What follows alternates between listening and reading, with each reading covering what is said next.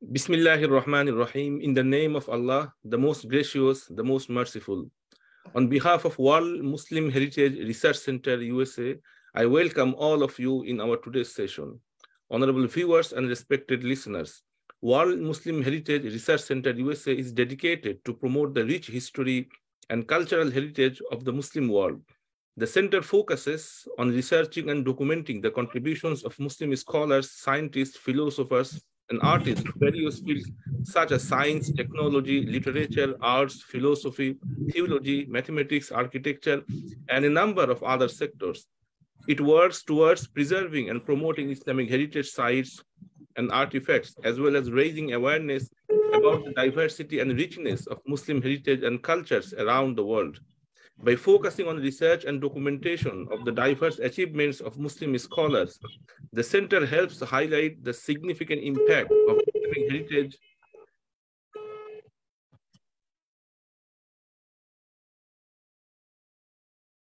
By focusing on research and documentation of the diverse achievements of Muslim scholars, the center helps highlight the significant impact of Islamic heritage and culture on global history and promote cross-cultural dialogue and understanding. We provide a platform for scholars and researchers from different parts of the world to collaborate and exchange ideas, as well as to share their findings with the wider public through conferences, seminars, webinars, and publications.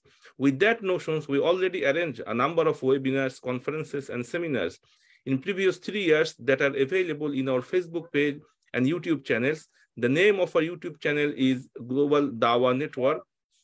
We will provide the link of our YouTube channel and our page in the comment section of this live session. Regarding the contribution of Muslims in particular region, we have arranged a series of lectures and webinars titled Islam in Different Countries and Muslim Heritage There. So with that notion, we already arranged arrival of Muslim in Great Britain and Muslim heritage in 5 episodes around the UK context. We already arranged the arrival of Muslims in America. So the last week, we arranged a program particular focusing on Australia. Today, our session is actually arrival, settlement, and contributions of Muslim in Australia. Today is the 2nd episode. And to discuss of the history, the arrival, settlement, and contribution of Muslims in Australia, we have with us the Honorable Speaker, Professor Dr. Shahjahan Khan. So I cordially welcome our honorable guest in today's session. Assalamu alaikum wa rahmatullah. Alaikum wa rahmatullahi wa barakatuh. Thank you very much, Khaled, for your gracious introduction.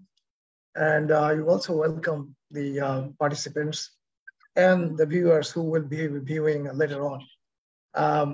To start with, I start with the greetings of Islam. Assalamu alaikum wa rahmatullahi wa barakatuh. And it's a pleasure to be here to participate in the webinar in which I'm trying to give the history of arrival, settlement, and contribution of Muslims in Australia. In the previous episode, I discussed some of the initial stages. Particularly, I covered the number one, the first arrival of Muslims in Australia from Indonesia for fishing and trade, long time before even the European settler went to Australia.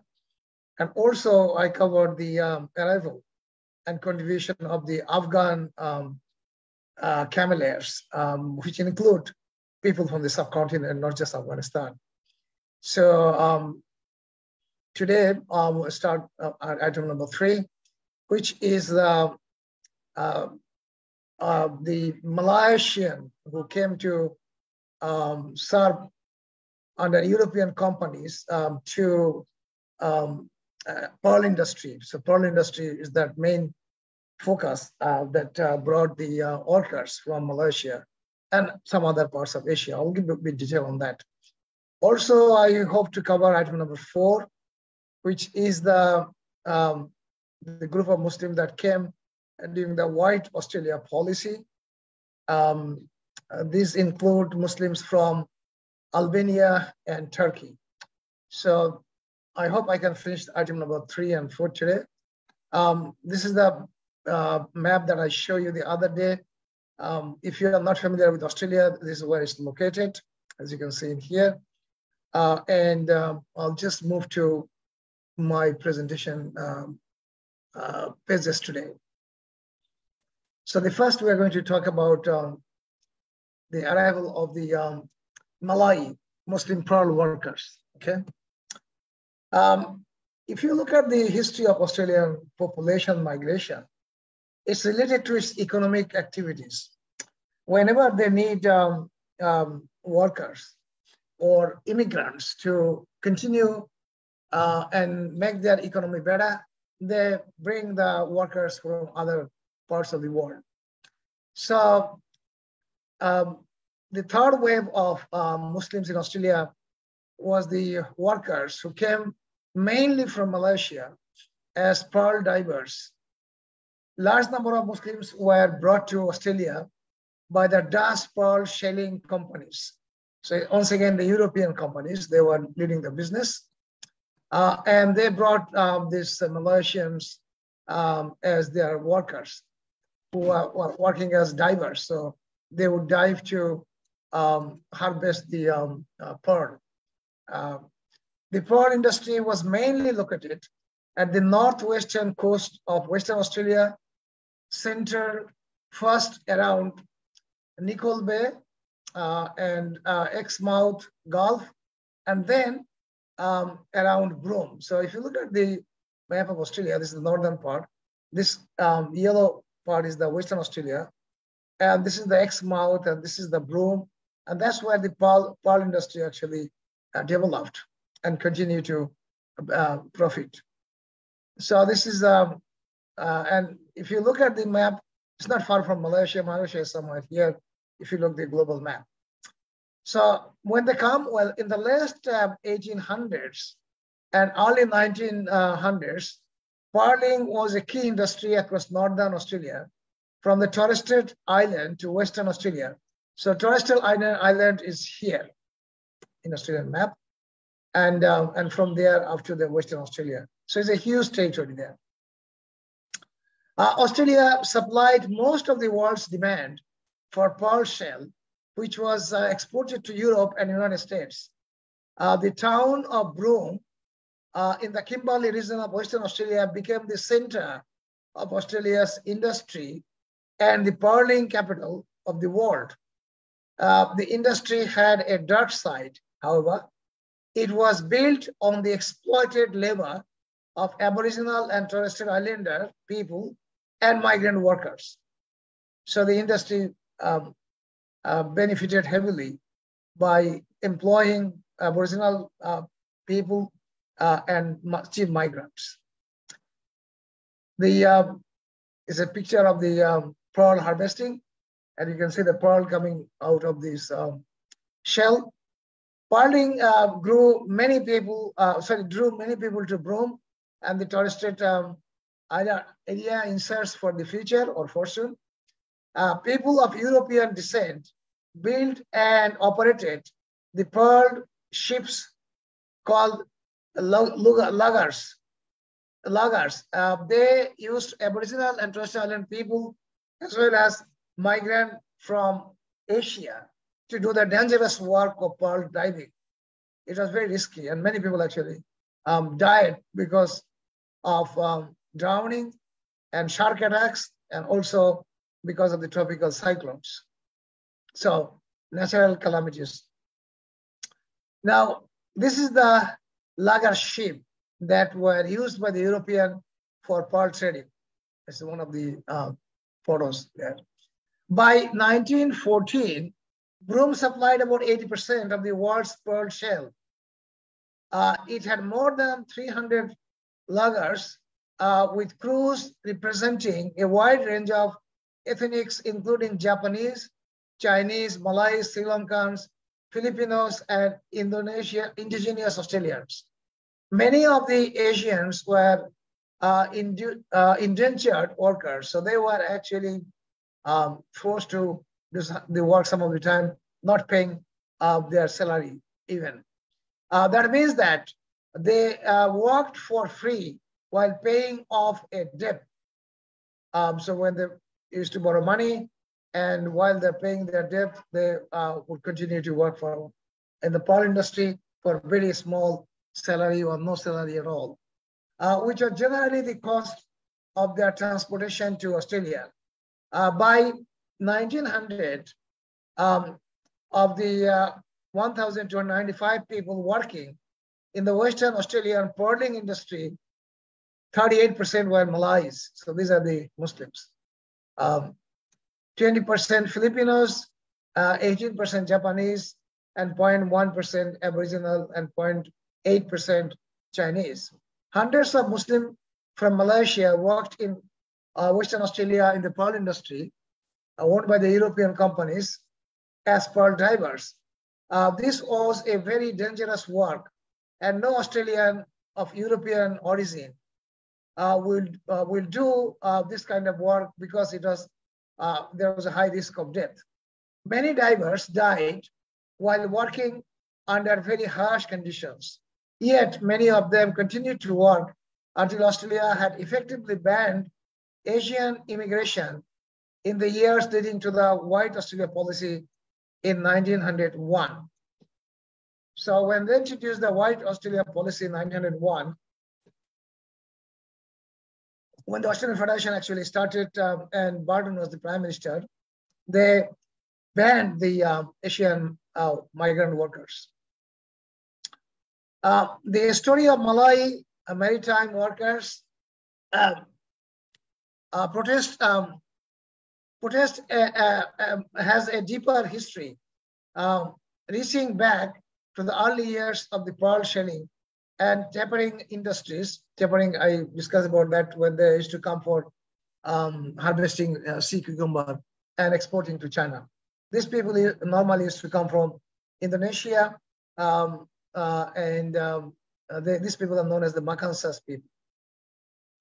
When Malay workers from the Dutch East Indies were brought to work off the Northern Australian coast, their refusal to accept poor conditions was met with, and this is very important, reprisal which included physical punishment, gaol, jail sentences, and detention on board ships without shore leave. So they were kept in water for a long time. They were not allowed to bring on the ground, in the soil.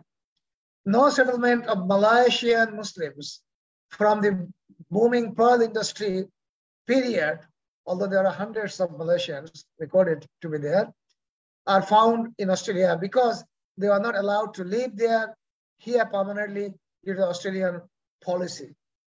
Okay. That's another interesting part of the Australian Muslim history, is the coins of Kilwa Sultanate. In 1944, 5 coins were found by Australian soldier Murray Isenberg in the Wessels Island in Northern Territory. This is somewhere here. This is Australian Northern Territory, and this is the Wessel Island.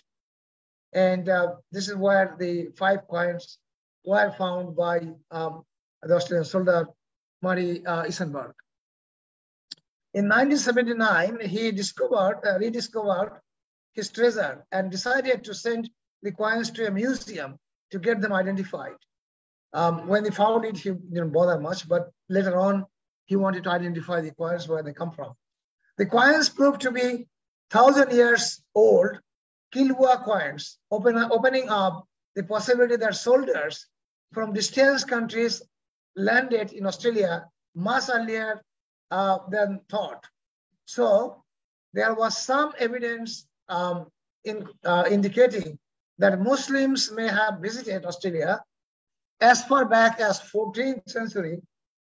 This evidence is based on Kilwa coins found on Northern Australia, possibly originating from the 14th century prosperous Kilwa Sultanate, 10,000 kilometers away in modern day Tanzania. The coins may be 1,000 years old and must have helped rewrite Australian history. So it came from Tanzania, the modern Tanzania. This is where Tanzania is. And this is about 10,000 kilometers they traveled. And the coins were found them. This is the man who found the coins. And this is how they look like. 5 of them, 2 of them been focused here. And you can see clearly there's Arabic handwritings there. This is another evidence that Muslims came to Australia long before the arrival of the British colonial power, but did not settle here en masse. So that's the pearl industry related Muslim arrival from Malaysia story. Next, I'm going to talk about the Muslims under White Australia policy. This is very interesting to note that White Australia policy was introduced in 1901 to make sure that the people who come to Australia are mainly of British origin, not even the other European whites. Their target was to keep the population limited to the British immigrants. To stop non-British immigration, the Edmund Burton government, so Edmund Burton was the first Prime Minister of Australia, restricted migration of Muslims due to the introduction of White Australia policy by the newly formed federal parliament on December 23rd, 1901. The drive behind the policy was to limit non-white migration to Australia. The criticism of non-white people were based on the white supremacy. So why they want to do that? They want to justify that the white people were superior. The white supremacy idea that they were less advanced than white people in all ways, especially morally and intellectually. Of course, they consider physically as well. So the assumption was that the whites, particularly the British, compared to the other non-whites, were morally, physically, and intellectually superior. So that's why they wanted to limit Australia to the white-only people, that Australia can be a better country in terms of morality, intellectuality, and physical fitness. Similar policies of white-only migration were also adopted on other British territories, as they strongly believed that white people are superior to the non-white people. They also tried to reduce the number of indigenous Australians by forcefully taking their children to various churches to make them civilized, and civilized, quote unquote.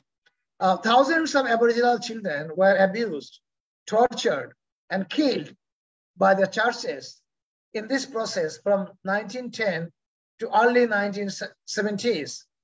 These unprotected and familyless children are commonly known as a stolen generation.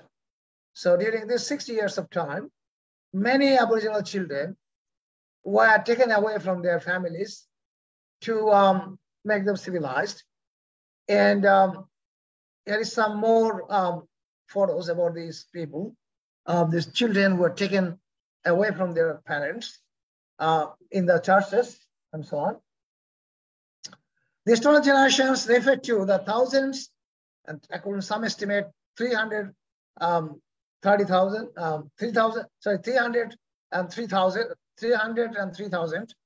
of children of Australia. Is 3,03,000.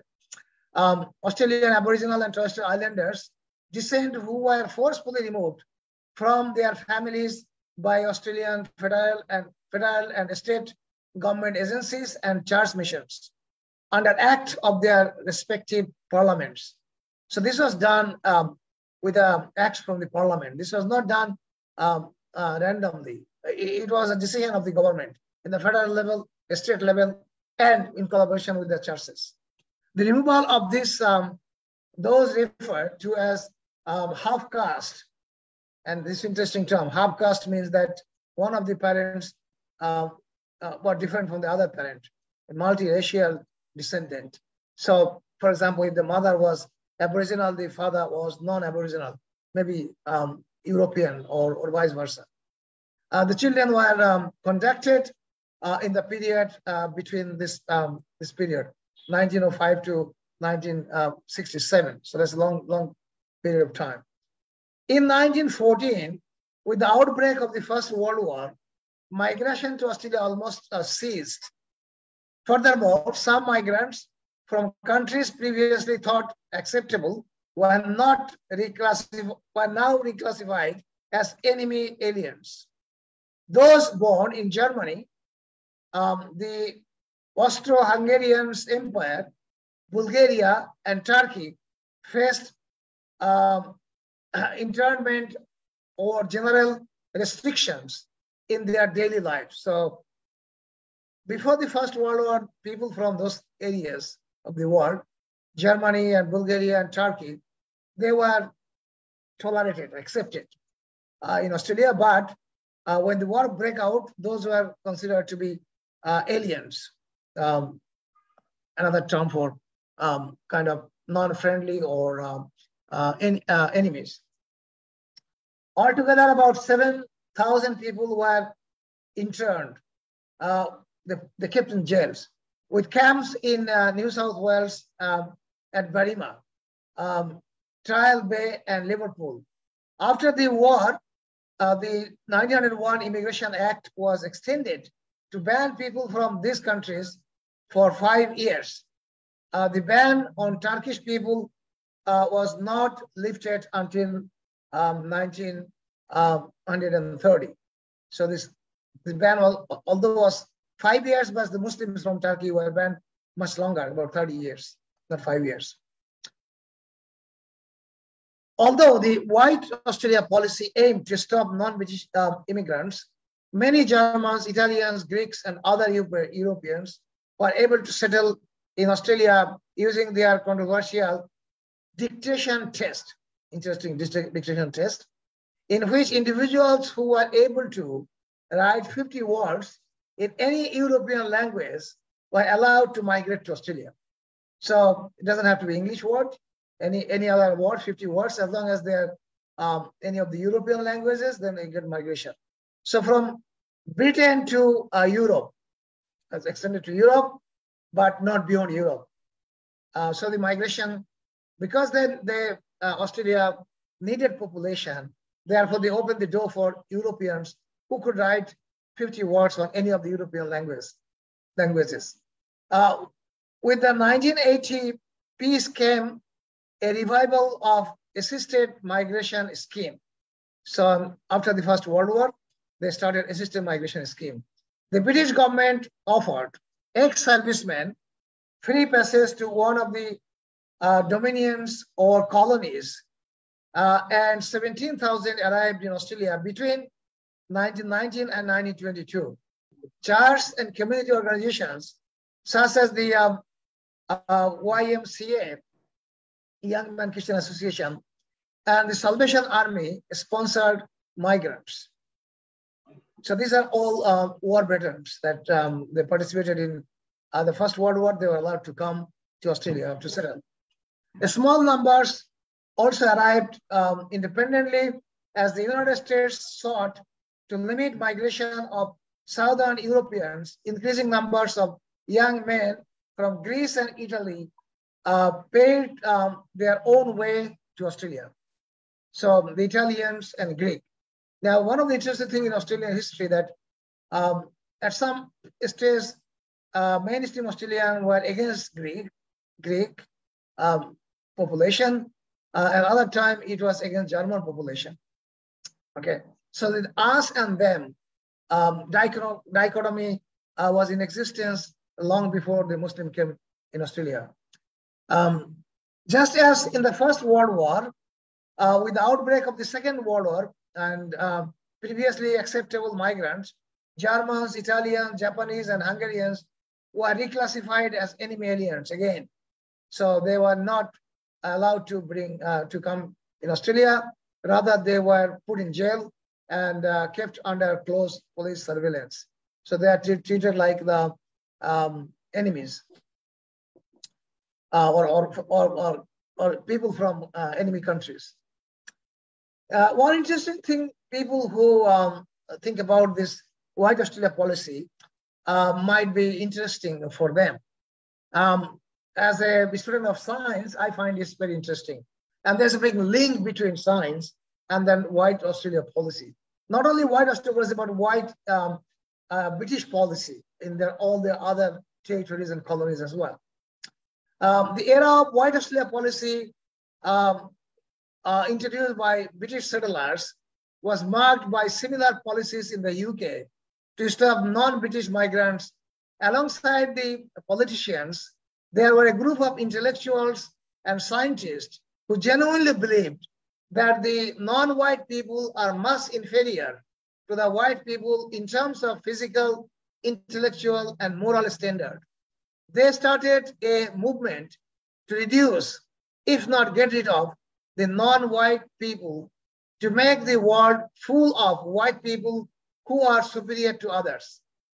The research in this genetics area aimed at producing better human with white race and stop reproduction of others. The development of eugenics discipline led to the study of how to arrange reproduction within a human population to increase the occurrence of heritable characteristics regarded as desirable.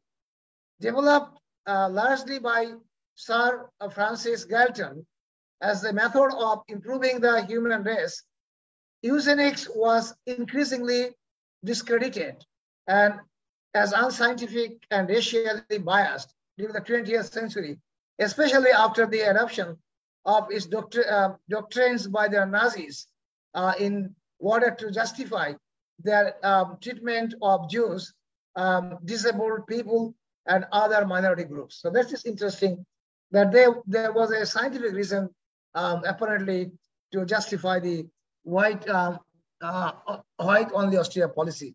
And that was supported by the people who were working in the eugenics area. Okay, so the next story is Australia populate or perish. As you know, in many European countries these days, the population is going down, negative population growth. To sustain the economy and the society, they need migrants. So in the Second World War, the near invasion of Australia by Japanese caused a complex rethink of ideal population numbers, because Japanese attacked Australia, and Australia at that time didn't have enough population to defend the country as they should be defending. So they were seriously thinking the idea of increasing the population. As Prime Minister Ben Chifley would later declare, a powerful enemy looked hungrily towards Australia, looking at Japan. In tomorrow's gun flash, that threat could come again. We must populate Australia as rapidly as we can before someone else decide to populate it for us. In 1948, the Department of Immigration was established. Interesting to note that before this, there was no such thing as like a organized visa or migration and so on. So this is 1945, Australia started the Department of Immigration. Headed by Arthur Calwell, it resolved that Australia should have annual population growth of 2%, of which only half could come from natural increase. So at that time, 70,000 migrants a year were needed to make up the difference. So it's a huge number at that time, 70,000 per year. I'll give you a little bit of more information on that in the latest time. Although the government wanted the majority to be British, Arthur Calwell, who was the head of immigration department, declared, it was my hope that for every foreign migrant, there will be 10 people from United Kingdom. So if there one non-UK migrant coming, there will be 10 UK migrants. So the dominance or predominance of UK migrants will still be prevalent. But the British government was both unable and unwilling to meet such a high target. At the same time, some 11 million people had survived the Nazi labor and concentration camps, and many, particularly Poles, Yugoslavs, Latvians, Ukrainians, and Hungarians, were unable or unwilling to return home.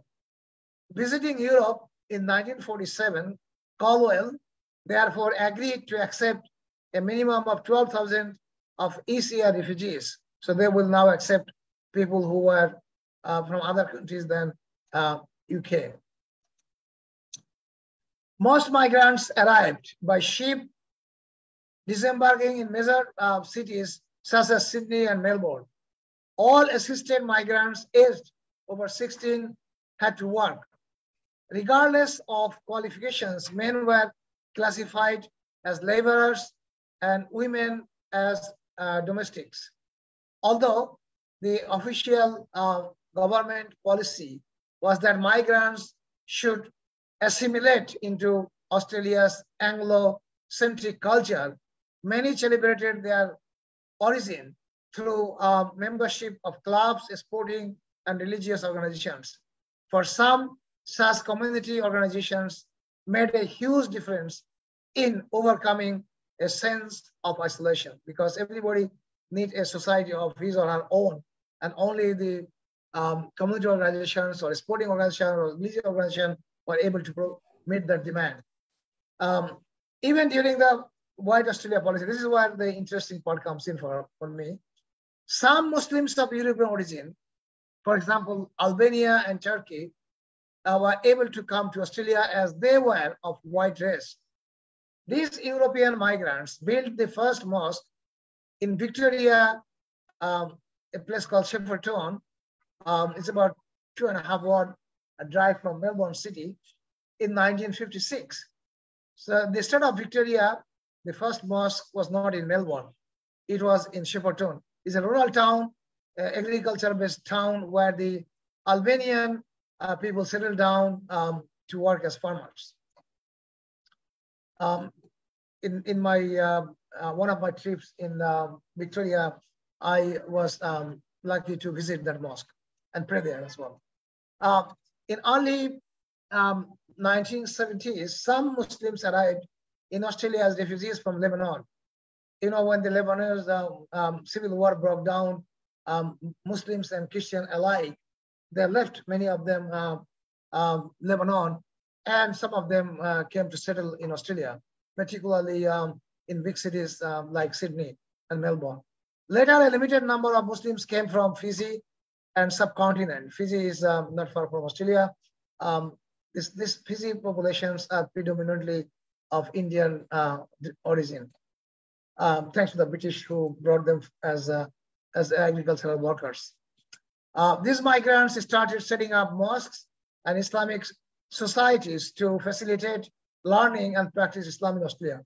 So this is the first time kind of organized effort were put in place by the Muslims to create places of worship and organization to look after the interest of the Muslims. Until now, the Muslims did not have an organized way of settling themselves and meeting the demand for their religious and cultural needs. This is the Shepparton Mosque that was built by Albanian Muslims who are able to come to Australia because of their white race. Okay. Next, I want to talk about Road to Multicultural Australia. Now, this is very important for Australia because initially the first people of Australia were Aboriginal people or indigenous people. They lived there for thousands of years. But when the European settlers came there, so there was a cultural clash. There was also a power clash. There are fights and so on and so forth. There are a lot of murders and killings, and you already have seen the Strong Generation story that I discussed it earlier. With all these things, and then White Australia policy, and only the people who only the British people are allowed to come and so on. And then the relaxation of a little bit of other Europeans who can pass the dialect test. And then after the Second World War, to the refugees who had to leave their country were allowed to come. All these steps of migration in Australia had contributed to the gradual change to the Australian fabric and culture and society. The latest to this series of changes is what is called the multicultural Australia.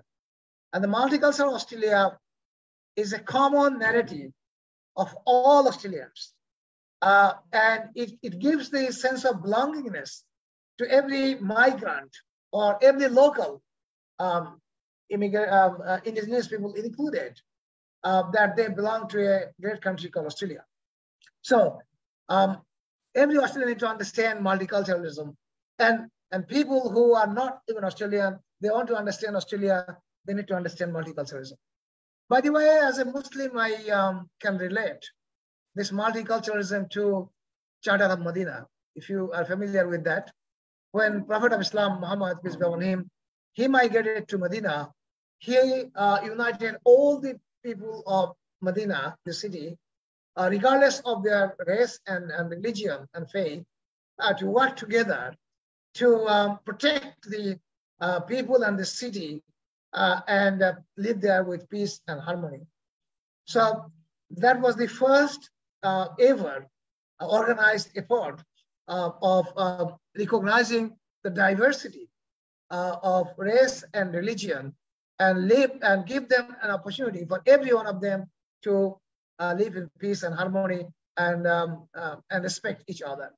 So the Muslim should be proud of the heritage of Prophet Muhammad, peace be upon him, like his other great things, the introduction of accepting diversity and respect to people of other faith or no faith, and that's the Australian multiculturalism is quite related to that. Okay, from the 1950s, Australia began to relax its White Australia policy. Now, this is important to note here. The relaxation came because Australia needed population, migrant to fill the country, run the economy, and support the people who are retired for the retirement age. In 1956, non-European residents were allowed to apply for citizenship. And that's the first time, 1956. 2 years later, the dictation test was abolished. So that, remember, that test was introduced for people who can write 50 words from any European language, that they will get immigration to Australia. By the 1960s, mixed race migration was becoming easier. And in 1967, Australia entered into its first migration agreement with non-European country, particularly Turkey. So that was the beginning of the immigration journey of Australia in 1967 with non-European country, and Turkey was the first country. Well, Turkey, you can argue, Turkey, part of Turkey is in Asia, other part of Turkey is in Europe. So Turkey is not quite non-European in that sense. And Turkey is very much, the population is very much of the Mongolian origin, which is the white race. In 1972, Godwill Plum is a prime minister at that time, became the first Labour prime minister of Australia since 1948. So there's a big gap. As Minister for Immigration, Al Grasby radically changed official policy. The quota system based on country of origin and preservation of racial homogeneity was replaced by structural selection. So that's very important change in terms of the migration. Migrants were to be chosen according to personal and social attributes and occupational group rather than country of origin. In 1973, declaring Australia a multicultural society, and this is a historic time for Australia to accept the diversity in the real sense. Al Grasby announced that every relic of past ethnic or racial discrimination had been abolished. The Australian Citizenship Act of that year declared that all migrants were to be accorded equal treatment. So this is the first time that all Australians were given the equal rights. In 1975, the first of what would become known as boat people. You remember the boat people? These were related with the American invasion of Vietnam. So as a consequence of the devastating war, the Vietnamese left their country by boat, and many of them came to Australia by boat. And they arrived in Darwin, which is the northern part of the continent of Australia, from Vietnam. More than 25,000 arrived in the next 30 years, initially from East Timor, and then from Vietnam, China, and most recently Sri Lanka, and what ravaged Middle East. So many refugees come in recent times. All are subject to compulsory internment, while their claims of refugee status are assessed. If you come to Australia as a refugee, and if you are not registered with the United States Refugee Agency, you may be in limbo. You may be spending years or decades in the refugee camps in Australia or nearby territory. So although Australia give migration to refugees or allow the refugees to come, but they must come through the proper United Nations refugee processing criteria.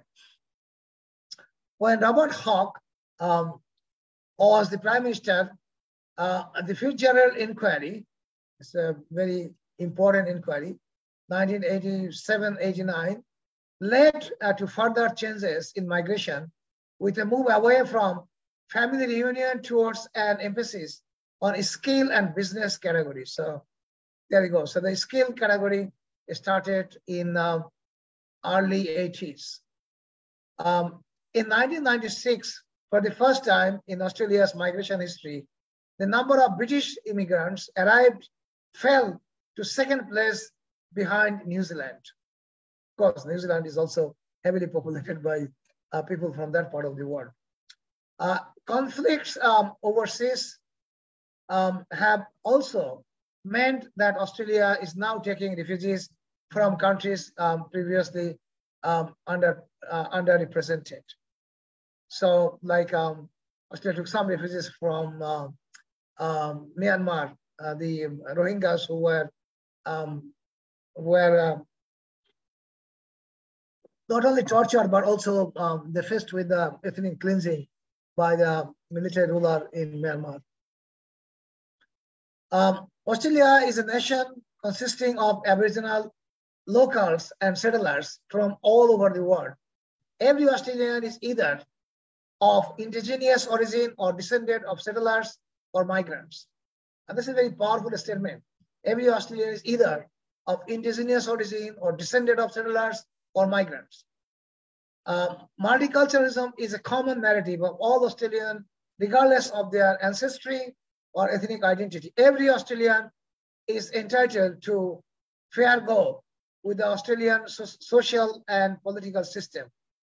This rich cultural diversity is one of our greatest strengths of modern Australia. The multiculturalism has glued together all sections of Australia and build their strong social cohesion in the country. The Racial Discrimination Act that actually replaced the White Australia policy in 1975 The Racial Discrimination Act in 1975 is a statute which was passed by the Australian Parliament and enacted on 11 June 1975 when Gov Whitlam was the Prime Minister of Australia. And this makes the racial discrimination in certain contexts unlawful in Australia and promotes equality before the law for all people regardless of race, color, nationality, or ethnic origin. It is unlawful to discriminate against people on the basis of race, color, descent, or national or ethnic origin. When Australia opened its door for skilled migration in late 80s, number of Muslim settlers in Australia started to increase. And like myself, I came in the early 90s. There are many people came in late 80s and early 90s, and that was the beginning of skilled migrant to come in Australia and settle and work here. Under the scheme, mostly highly skilled professionals from all over the world join Australian workforce, including Muslims. So the evolution of multiculturalism in Australia, that's another interesting part of Australian history. Multiculturalism in Australia is today reflected by the multicultural composition of its people, its immigration policies, its prohibition or discrimination, equality before the law of all persons, as well as various cultural policies which promote diversity, such as the formation of the Special Broadcasting Services, SBS, is a television and radio channel. The meaning of multiculturalism has been altered significantly since its formal introduction to Australia. Originally, it was understood by the mainstream population as a need for acceptance that many members of Australian community originally came from different cultures, and still they had tie to it. However, it came to mean the rights of migrants within mainstream Australia to express their cultural identity. It is now often used to refer to the nation that the people in Australia have multiple culture or ethnic background. The overall level of migration to Australia has grown during the last decades. Net overseas migrants increased from 30,000 in 1993, 118,000 in 2003-04, and 262,500 in 2016 and 17. If there was no COVID, I'm sure there would have been much higher number of migration intake in Australia. But after the COVID, Australia has started to accept refugees and accept the skilled migrant because of the quite shortage in the workforce in the country. Members, the Muslims in this country have their rights to live equally with other fellow Australians. Main reason for that, I would say, or one of the main reasons, is the multiculturalism. The narrative of multiculturalism that has given Muslim the rights to be living in this country with the rights like other fellow Australians. Members of a multicultural community who are not of Anglo-Australian background and are not assimilated in that way that they are born elsewhere and speak other languages at home are sometimes referred to in policy discourse, policy documents, as culturally and linguistically diverse, CULT population, culturally and linguistically diverse population, CULT population.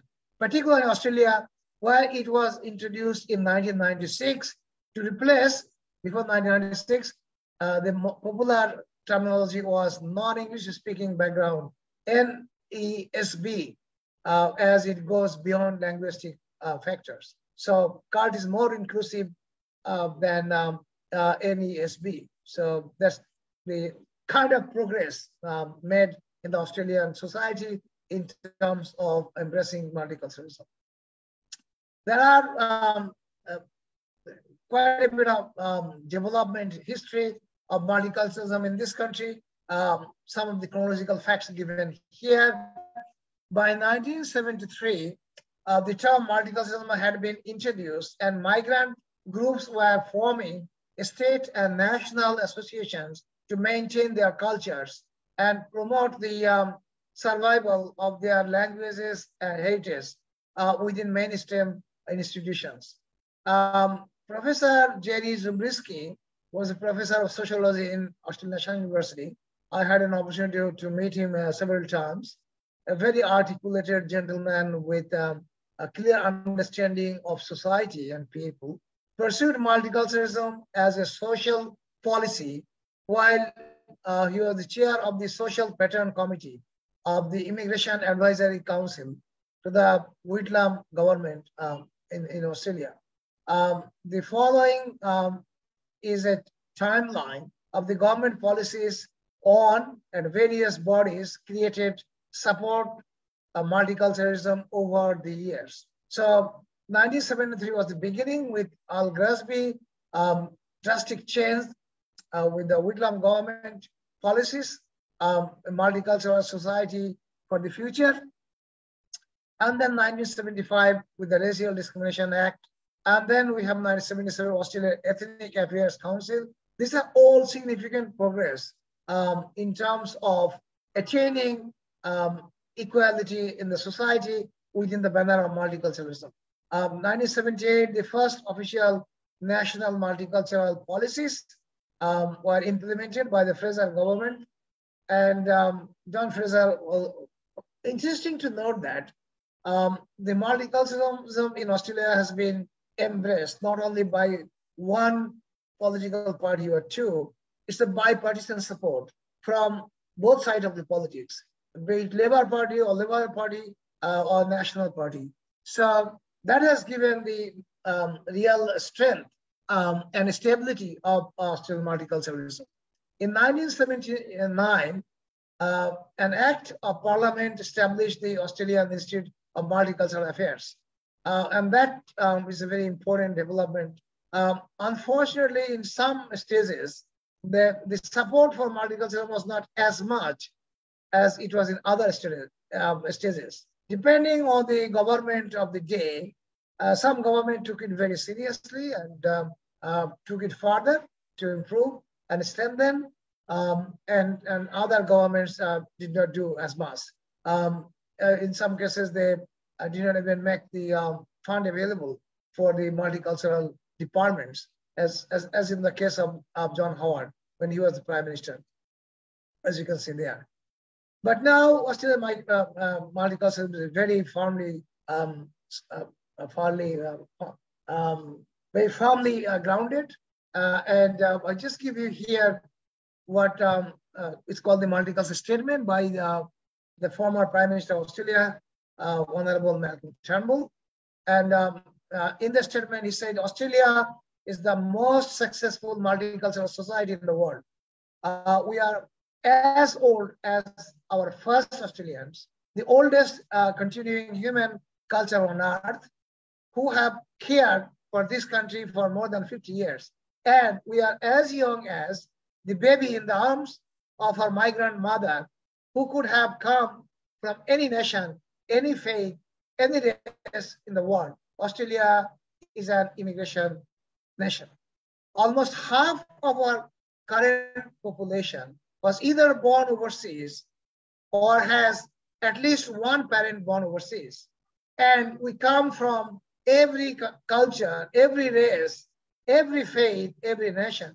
We are defined not by race, religion, or culture, but by shared values of freedom, democracy, rule of law, and equity of opportunities, a fair go for every Australian.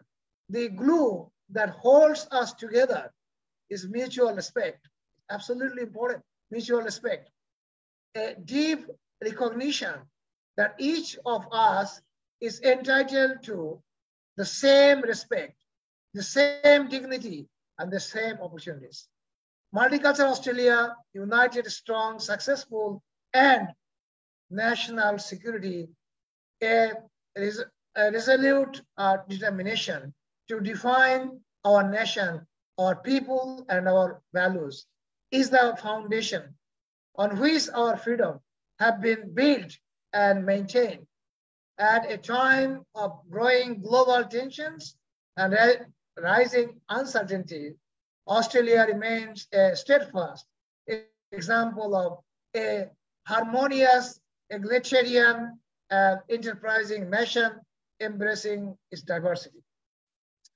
So this is the Australian multicultural success story. There is a foundation called Australian Multicultural Foundation. All Australian living prime ministers are on the board, advisory board of this foundation. The Australian Multicultural Foundation has taken lots of projects to enhance multiculturalism in this country, starting from education to business to government officials and so on. Dr. Hayes Dalal is a Turkish origin Muslim who leads this foundation, has done a tremendous work. Dr. Hayes Dalal was the chairman of the board of the SBS television and radio a while ago, and he was on the board as a member for a long time. A Muslim Australian has made tremendous contribution to this country, particularly in the field of multiculturalism, in terms of its recognition, in terms of its knowledge, in terms of its getting the ground within the government system. So this has given the Muslims an opportunity to serve, to live in Australia with their own culture, with their own religion, and so on. In the upcoming episode, I'll go further detail on them. But Muslims in Australia are free to practice their religion. When I came to Australia, maybe 30 years ago, the first prayer that we pray was in my backyard. Only few people participated in that prayer. But nowadays, the city that I live, there are thousands of people who identify themselves to be Muslims. So the Australian government does support the institution that serve the cultural diversity, including the Islamic schools and so on. So it's a country that Muslims can be proud of. And gradually the Muslims are getting recognized for their work. Give further detail on that. Now, one thing I want to mention here that when Muslims are blamed for radicalization and extremism and so on, and there were some acts by some people who identified themselves to be Muslims were actually beyond the Islamic practice, including bombing and suicide bombing and so on and so forth. There were a lot of attacks on the Muslim community by the anti-Muslim forces. But the government systems always stood for the justice. So the Muslim did not have to scare. One benefit, I think, if you want to call that benefit, that the Muslims in Australia, and I think the other parts of the Western world where Muslims are living in a Western environment, that the Muslim community leaders, the religious leaders, the ulama, they have learned how to speak with the wider community, in which language to use, to speak in a way that the non-Muslim can understand what we are trying to stand as Muslim community. So that has given us a good learning. The Muslims are now well-versed, well-articulated in terms of presenting Islam and interests of the Muslim community than they were, say, 25 years ago. So Muslims now are very much part of the Australian society in many ways, starting from politics to education, to academy, to science, to sports, and so on. And in the upcoming episode, I'll cover them, God willing, inshallah. So the next episode, I'll talk about the skill migration in Australia. And that's where the Muslims started to settle with their organizations, establishing their societies, their councils, and schools, madrasa, and so on and so forth. So for today, I want to stop here. If you have any questions, I'll be happy to answer them. And I look forward to meeting you again in the third episode, when the more interesting thing and more inclusivity of Muslims in the Australian community will be covered. And thank you very much for your time and patience. Thank you very much, our honorable speaker today, Professor Dr. Shahjahan Khan. Dr. Khan is the Vice-chancellor of Asian University of Bangladesh at the moment. And in addition, he is an Emeritus Professor, University of Southern Queensland, Australia, and Expatriate Fellow, Bangladesh Academy of Sciences. He actually started his career at Dhaka University back in 1980s, and later on he obtained his PhD and MSc degree from University of Western Ontario, Canada, and taught at University of Southern Queensland, Australia for about 30 years. In addition, he's also the founding trustee chairman of Islamic Forum of Tuambo that was established in 1994, and also he's also engaged in Garden City Mosque that is actually that was also founded in 1994. So he has a very expertise knowledge in terms of the Islam and the activities, the arrival of the Muslims in Australia, and of course he has a very good background about the issues of Bangladesh. So why we have chosen Australia after USA and UK, just to give an idea, because we know that Australia is one of the 7 continents in the world, and it is a highly developed country with a high income economy. If we see to the statistics, as of 2022, it was the world's 14th largest economy with the 9th highest per capita income. And in 2021, 1 year back, it ranked as 5th highest human development index. And of course, Australia is a regional power and has the world's 13th highest military expenditure. So that is why we have chosen Australia to discuss when the Muslim they arrived in this country, and of course their contribution in the recent years. So thank you very much, our honorable speaker, for giving a very in-depth idea in our second episode that is happening today. And of course, in coming episodes, we will go again further what our speaker already mentioned. We got one very important questions for one of our participants. So if I just give the questions for our honorable speaker, the question is there any substantial statistics on how many indigenous people have been killed by the white invaders? So far, history indicates Australia is still dominated by the whites.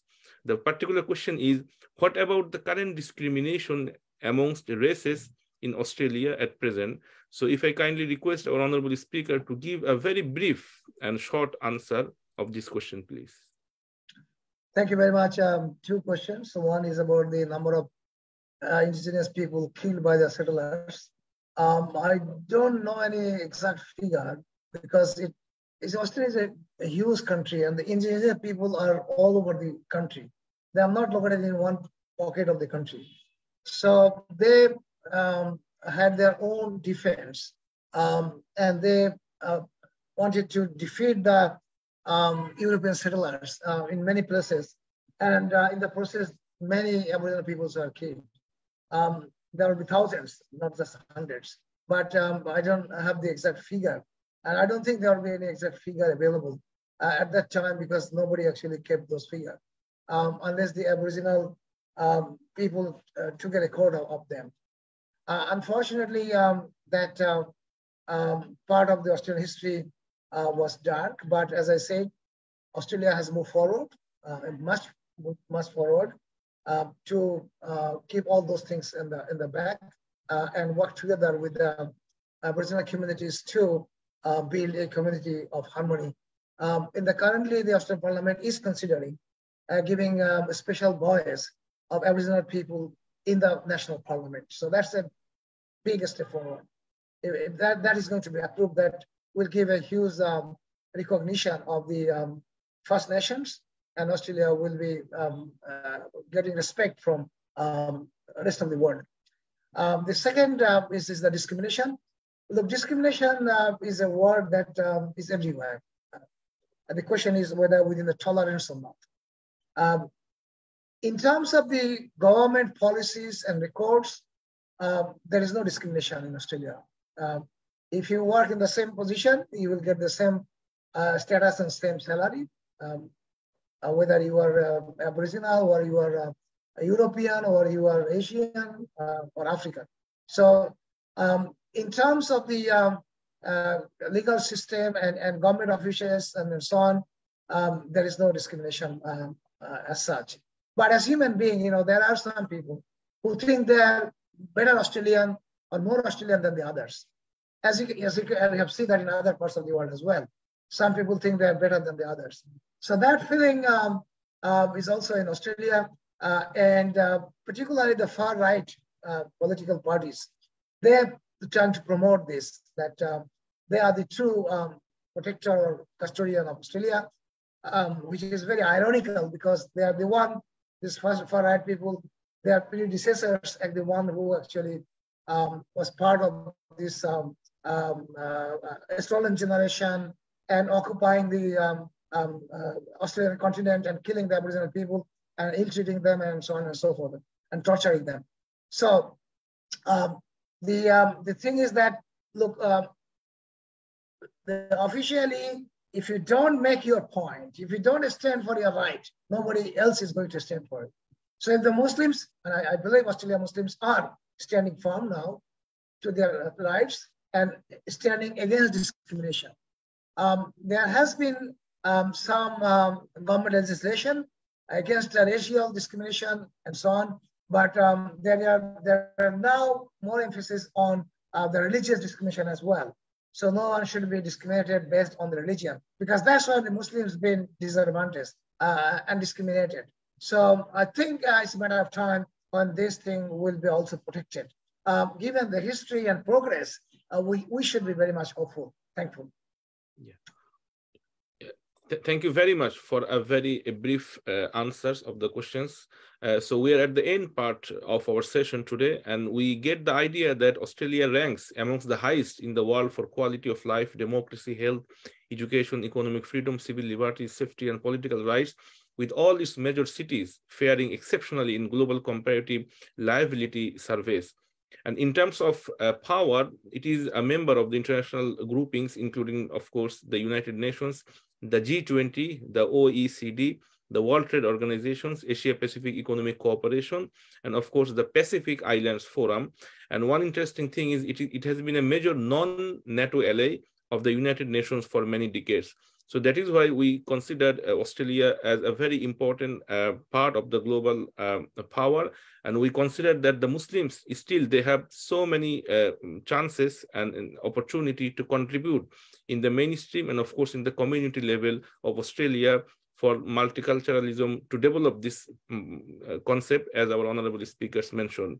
So we would like to give a huge thanks to our honorable speaker for his time, for his endeavors, and of course, the in-depth knowledge that he shared with us. And we also expect that our honorable listeners and viewers who already enjoyed today, and of course, who can see later on by our Facebook records, by our YouTube, and the notion of this opportunity or of this session is, as the Muslim people and of course the other people, they can learn what happened in the past and they can connect the past with the present, and of course to connect our future generation to maintain the legacy in this world. So our humble request to spread the news, to spread these episodes, and of course to convey the messages with our future generations. So with these words, I would like to conclude our session today, giving again the thanks to our honorable speakers and of course to our audience. See you inshallah in next episodes. Thank you very much. Assalamu alaikum wa rahmatullahi wa barakatuh.